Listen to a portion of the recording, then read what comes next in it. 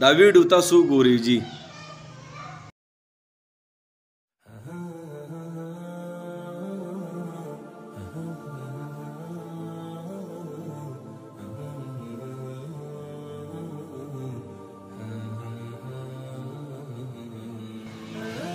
آیا په دې خلکو باندې خرچ کول الله په کم انعامات ورکوي؟ او که په دې خلکو مونږ ځان ناغرضه کړو، هغه خلک چې الله وله وس او توفیق ورکړی، نو الله به مونږ نه تپوس کوي او که نه. او په دې خلکو چې خرچ کوو په دې غریبانانو، نو آیا زمونږ مال څومره زیاتیږي؟ نو دې باره کې تاسو سره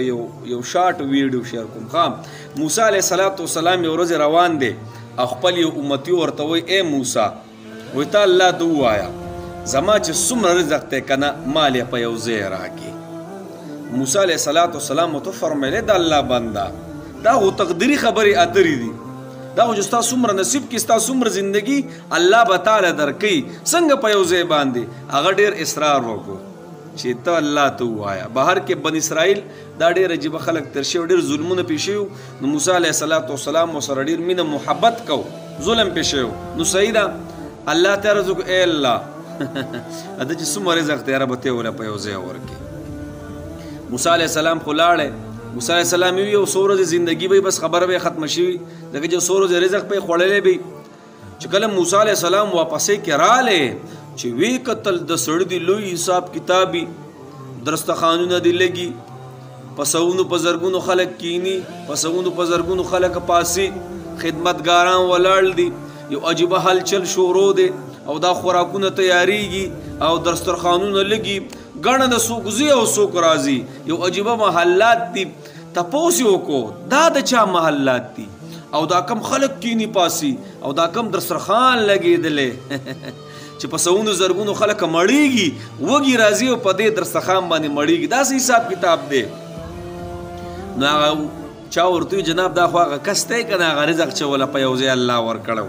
ده ووي چې دا خو په یو ځای ختم شوي یو څو ورځو کې، دا دومره زیات شوی دی. نو فوراً الله طرف ته متوجه شو او څه یې ورته ای الله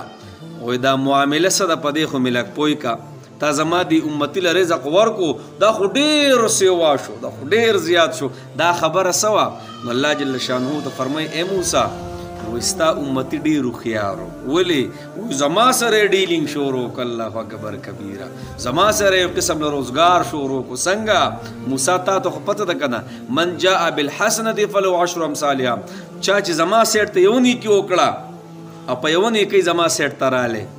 نو وایي زه ولې هغه 10 ګنا سیوا کوم. نور روایتو کې نور هم راځي او دوی امت سره خو الله بغیر حساب الله جل شانو ورکوي، یعنی بغیر حساب کتاب الله ورکوي. نو وایي موسی نو ده به دغلته 1 روپۍ خرچ کوله زما په مخلوق باندې، نو ما به فرشتو ته وایي چې ورکې وله په 10 کې ضرب،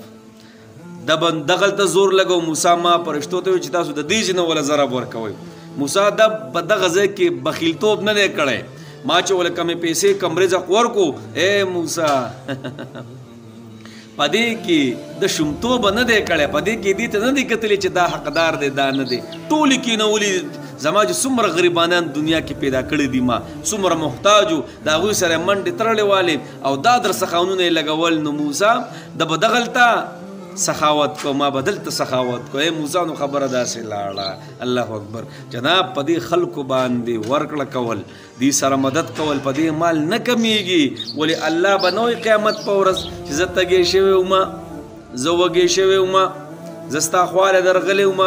تا ماله روټۍ نه ده راکړې، تا مال اوبه نه دي راکړي. ای الله تا ته څنګه ولږه لګي؟ ای الله تا ته څنګه تنده لګي؟ ته خو وراء الورا ذات یې. نو سبا ورته وایي ولې هغه پلانې یو کس مې درته ودرولی نه و، هغه پلانې یو محتاج مې ته ودرولی نه و، ولې ستا په ګاونډ کې تا ته پته نه وه چې دا سړی غریب دی، دا زنانه غریبه ده، دا کور والا غریبانان دي، سحر یو ماښام یې او تا خپل کور ته سره چرګان راوړل او تا خپل کور ته ښایسته خوراکونه دې راوړل، ښایسته پل فروټ دې راوړل. تا د دې سوچ نه کو چې دا خبره خو ما په تا هم راوستی شوه، تم ما غریب پیدا کولی شوې، خو تاله چې ما وس در کړی او دا بل مې غریب پیدا کړی، دا خو مې تا لپاره پیدا کړی چې ته پې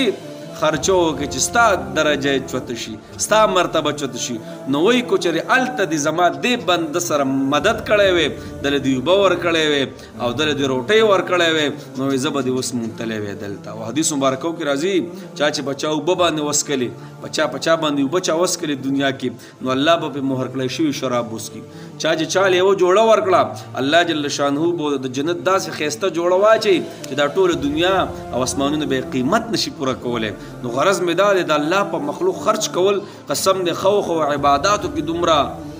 مزه نشته او ترقي څومره چې په دې کې شته ولې به عمر رضی الله تعالی عنه فرمایل چې د دریای دجله په کنارې باندې یو سپی هم د تندې نه مړ شو ما نه هم الله تپوس کوي چې دا ولې نو جناب د دې به الله مونږ تپوسونه کوي نو دا څومره چې زمونږ ګیر چاپېره غریبانان دي که نه مهرباني وکړي د دوی سره مرسته کوئ د دوی سره مدد کوئ قسم دی په ورکړه باندې نبي اسلام په یو څو خبرو قسمونه خوري یو په دې باندې قسم خوري په صدقه باندې په ورکړه باندې خو د چا مال کم شو نو ما نه یې تپوس وکړي قسم په هغه مال خورم چې دغه مال به نه کمیږي چې ته وې سیوا دي شي د الله په مخلوق باندې خرچ کوو جي الله به مونږ نه دې باره کې تپوس کوي چې څومره مونږ ورکړه کوو الله جل شانه مونږ له د دې بدلې په پوره دنیا او آخرت کې راکوي نو صحیح ده جي ډېر غریبانان زمونږ ګیر چاپېره دي جي دا ویډیو چې ما وکته یقیني داسې شومه چې دی د زړه مې درد وکړو ای الله بس مونږ ټول له وس او توفیق چاله چې وس ورکړی دی ای الله هغوی له توفیق ورکړي چې په دې غریبانانو باندې ربه مدد کوي ای الله ته مونږ معاف کړي نو صحیح دی انشاءالله ټول د دې عزم موږ څومره ګیر چاپېره زموږ غریبانان دي که نه ګوره حدیث مبارکو کې راځي چې زکات صحیح طریقې سره ورکړه شو په دنیا کې به یو غریب هم وي زکات صرف صحیح طریقې سره ورکړه شو محتاجه به نه وي بس الله دې موږ له صحیح کولو توفیق راکړي جنو